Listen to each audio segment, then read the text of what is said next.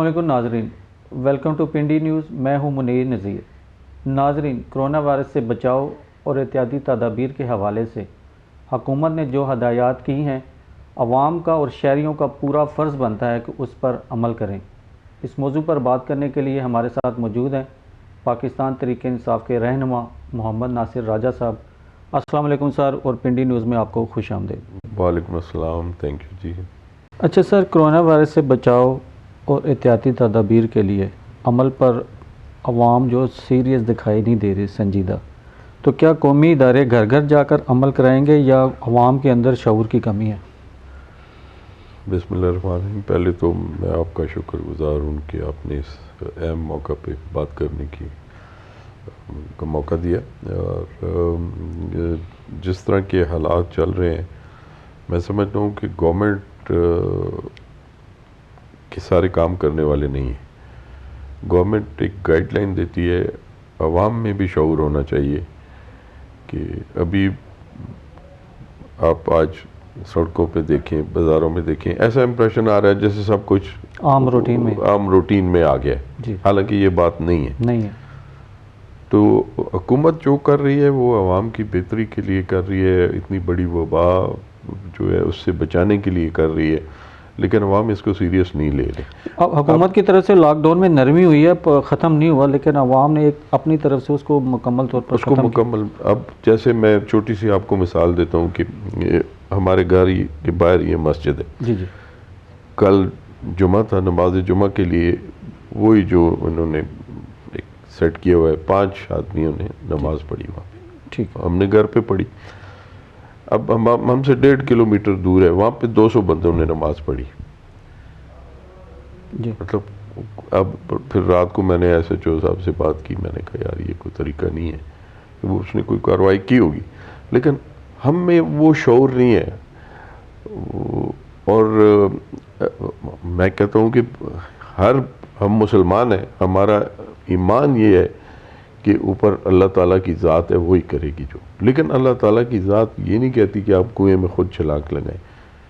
जिसको मना करें आप, वो कहते हैं जी बस वो चीज़ जो मौत लिखी हुई है वो अल्लाह की तरफ से।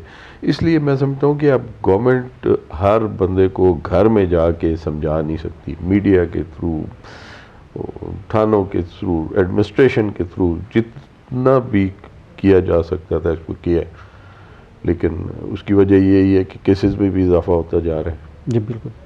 और मैं समझता हूँ कि अवाम में शऊर की कमी है और ये हम लोगों को ख़ुद ख्याल करना चाहिए। अच्छा सर, आपने एक पॉइंट उठाया, उस पर मैं बात कर रहा हूँ, नमाज जुमा की।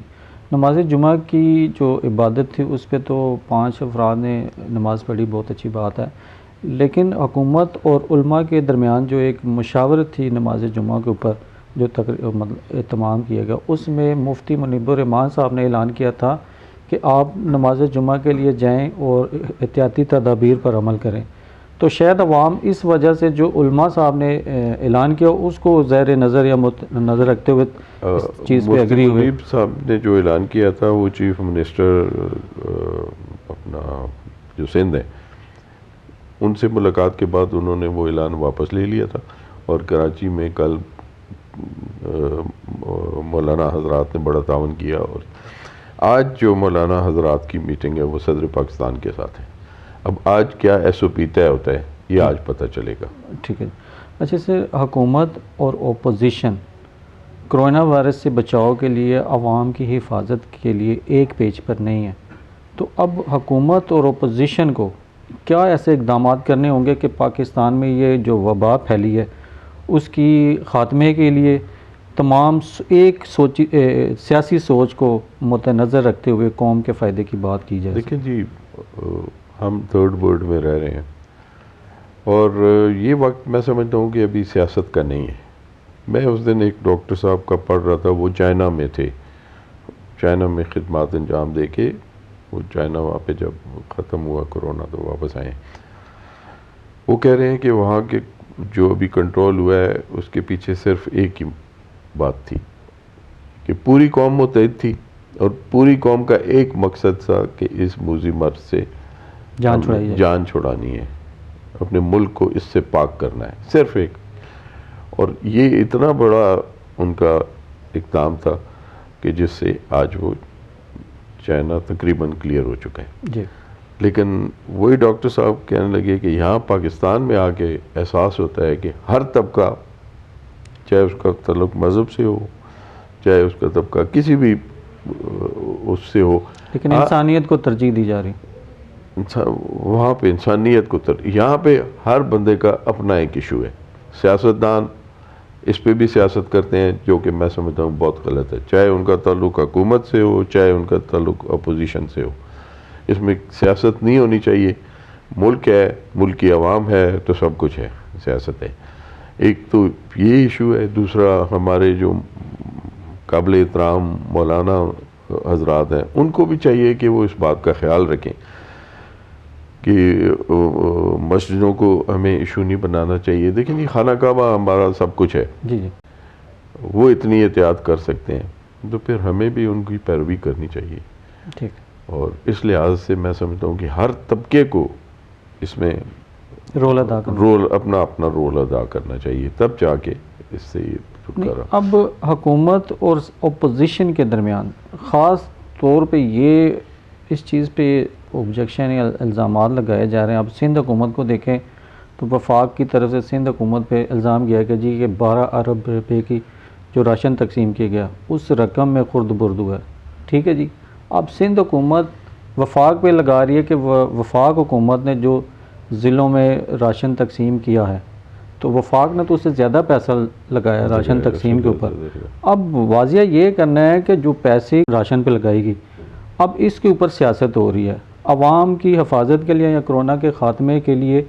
ना वफाक भी सोच रही है, सिंध हुकूमत भी सोच रही है, लेकिन इल्ज़ामात ज़्यादा हैं। तो इत्तफाक राय कैसे होगा? ये बदकिस्मती की बात है। इस मौके पे हमें ये नहीं करना चाहिए। और देखिए जी, चाहे वो वफाकी हुकूमत हो, चाहे सूबाई हुकूमतें हों, हमें इस वक्त एक ही मकसद सामने रखना चाहिए कि हमें किस तरह इस मर्ज से जान छुड़ानी चाहिए। जहाँ तक फंड्स का ताल्लुक है, और वफाकी गवर्नमेंट ने बड़ा, जिस तरह एहसास प्रोग्राम की मिसाल आप ले लें। जी।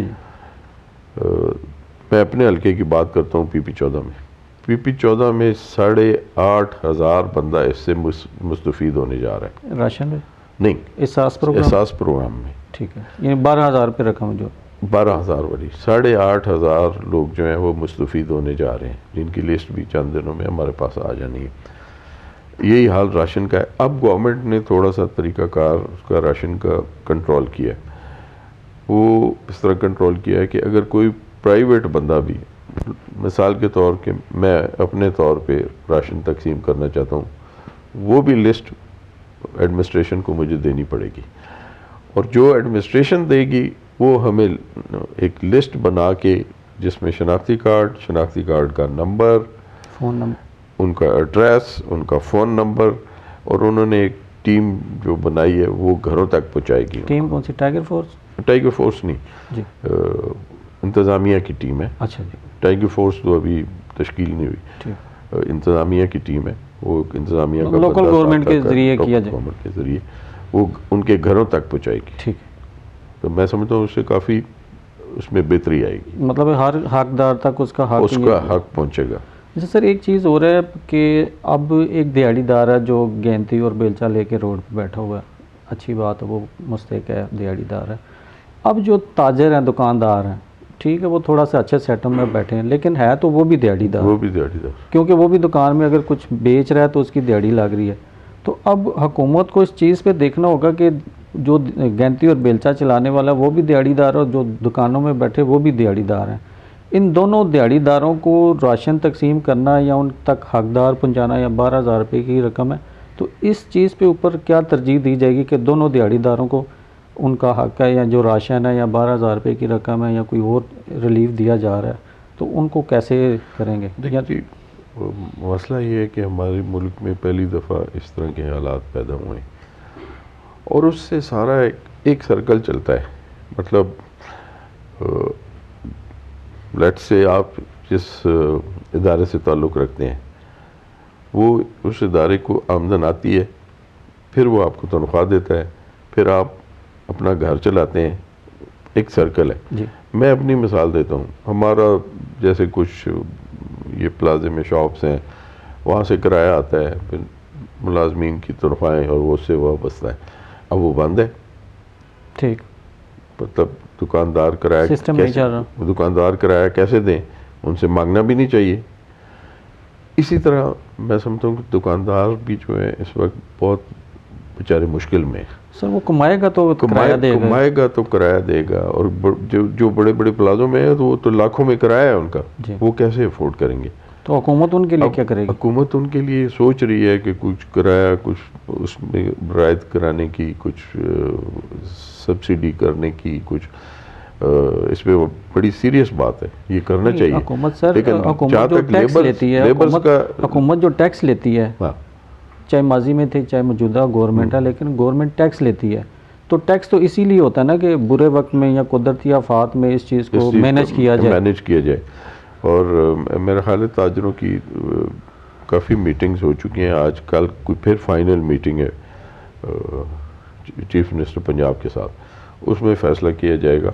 जहाँ तक लेबर का ताल्लुक है, आप कहते हैं जिस तरह ये लोग बैठे हैं, एक वो कंस्ट्रक्शन का जो खुला है, उससे मेरा ख्याल है रात को भी मैं टीवी पे देख रहा था कि एक सर्कल थोड़ा सा चलना शुरू हो गया है, मतलब, और कंस्ट्रक्शन के मुतलका जो बेशुमार चीज़ें हैं, सैनिटरी है, रेत है, बजरी है, सीमेंट है। लेकिन सर वो तो बड़ी बड़ी कंपनी है, उनके तो अपने लेबर उनके पास मौजूद है। लेकिन एक जो थड़े पे बैठा हुआ है, मतलब दिहाड़ीदार है, बेलचेल है, गेंचेल है, उस बेचारे या वाइट वॉश करने वाला है, तो उसकी तो इतनी अप्रोच ही नहीं है, सिफारिश ही नहीं कि वो कंपनी तक रब्ता कर ले या उसको कोई ऐसा नहीं जॉब मिल जाए। उनको कम से कम दिहाड़ी तो मिलना शुरू हो जाएगी ना, काम शुरू हो गया, कंस्ट्रक्शन का जहाँ पे रुके हुए थे काम वो शुरू हो गए, उनको दिहाड़ी मिलना शुरू हो गई। दूसरा वो 12,000 में भी वो शामिल हैं, 12,000 में भी तकरीबन सब लोगों ने उन्होंने अपना वो किया हुआ है, अच्छा, अप्लाई किया हुआ है। अच्छा सर, दूसरा ये कि अब जो कोरोना वायरस से जो मुआशी मसाइल पैदा हो गए, ख़ास तौर पे जो ताजरान है, ताजरान इस चीज़ पे मुत्तफिक नहीं है, वो तो कह रहे हैं कि मुकम्मल तौर पर लॉकडाउन को ख़त्म किया जाए, या लॉकडाउन को मुकम्मल ख़त्म नहीं किया जा रहा तो उसके कोई SOPs बना दीजिए। ठीक है जी। अब ये कि हुकूमत और ताजरान के दरमियान जो मसाइल चल रहे हैं मुआशी, उसको हल करने के लिए अभी मेरा ख्याल है कि कोरोना वायरस 2-3 महीने आगे जाएगा या ज़्यादा जाएगा, तो ये मुआशी मसाइल तो पैदा होंगे, लेकिन इसको अब ताजरों के मसाइल कैसे हल करेंगे? ताजरों के मसाइल मैं समझता हूँ अभी बढ़ेंगे, जो मौजूदा मसाइल है इससे भी बढ़ेंगे, और हर तबके के मसाइल बढ़ेंगे, क्योंकि इस मामले ने रुकना नहीं है। ये अभी 2-3 महीने आगे रमज़ान शरीफ आ रहा है, उसमें बड़े प्रॉब्लम्स होने हैं आवाम को, और अगले 2-3 महीने मैं समझता हूँ बड़े मुश्किल हैं, बड़े मुश्किल फ़ैसले करने होंगे, और बहुत एहतियात की ज़रूरत है।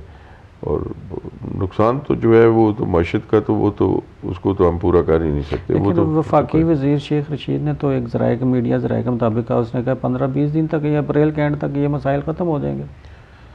सर नहीं, जिस तरह हालात जा रहे हैं, अगर हम अगर मुकम्मल लॉकडाउन रहे तो, लेकिन आप अब थोड़ी देर पहले हम जिस तरह बात कर रहे थे कि लोग एहतियात नहीं कर रहे। जी बिल्कुल, शऊर की कमी है। शऊर की कमी है, जब शऊर की कमी है, लोग एहतियात नहीं कर रहे, तो इसमें टाइम लगेगा।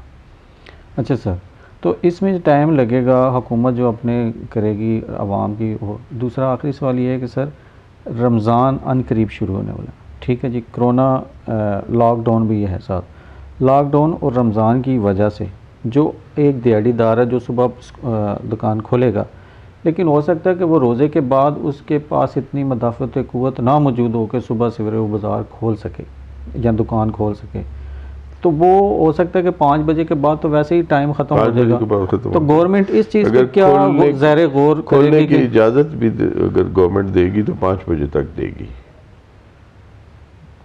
5 बजे के बाद बाज़ार बंद रहेंगे, और ये रमज़ान में भी और रमज़ान के कुछ अरसा बाद भी ये। तो पंजाब गवर्नमेंट महंगाई को कंट्रोल करने के लिए ज़ख़ीरा अंदोज़ जो लोग हैं के लिए तो अभी वो तो महंगाई आम दिनों में भी वो महंगाई कर देते थे। अभी तो वो कानून बन चुका है मेरा ख्याल है कि अगर ज़ख़ीरा अंदोज़ कोई पकड़ा जाएगा उसके लिए टीमें तश्कील दे दी गई हैं, FIA को बोल दिया गया है, जो पकड़ा जाएगा वो उसका मैनेजर नहीं पकड़ा जाएगा, जो ऊपर टॉप का बंदा मालिक है उसको पकड़ा जाएगा। ठीक। तो उससे भी मैं समझता हूँ काफ़ी फ़र्क पड़ेगा। और इंतज़ामिया की भी यही कोशिश है कि रमज़ान में महंगाई को ख़ास तौर पे कंट्रोल किया जाए। और ये जो पेरिशेबल कमोडिटीज़ हैं, इसकी चीज़ें 5-10 रुपए का सस्ता बाज़ार लगाने की इस दफ़ा सस्ता बाज़ार भी मेरा ख्याल है मुश्किल होगा इन हालात में लगाना। ठीक है। तो अभी देखें 1-2-3 दिन जो है वो बड़े अहम है, बड़े अहम फैसले होने हैं। और जो भी फैसला हुकूमत करेगी और आवाम की मुश्किलात को मद्देनज़र रखे इंशाअल्लाह ताला करेगी। बहुत शुक्रिया सर, आपने अपना कीमती वक्त निकाला और प्रोग्राम के लिए थैंक यू। नाज़रीन, आपने सुना कि सियासी रहनुमा भी इस वक्त और पूरी गवर्नमेंट कोरोना वायरस से मुतासर और हालात का मुकाबला करने के लिए अपनी पूरी कोशिश में मसरूफ़ है। तो आगे हालात दिन ब दिन टाइट ही होंगे। खुदा से दुआ है कि वो इस वबा को ख़त्म करने में हमारी रहनुमाई फरमाए और पाकिस्तान पर, पूरी कौम पर अपना रहम फरमाए। तो नाजरीन, इस प्रोग्राम को देखते रहिए, फिर मिलेंगे किसी और मौजू के साथ। अपनी राय से ज़रूर आगाह कीजिएगा। इसके साथ हमें दीजिए इजाज़त। अल्लाह हाफिज़। पाकिस्तान जिंदाबाद।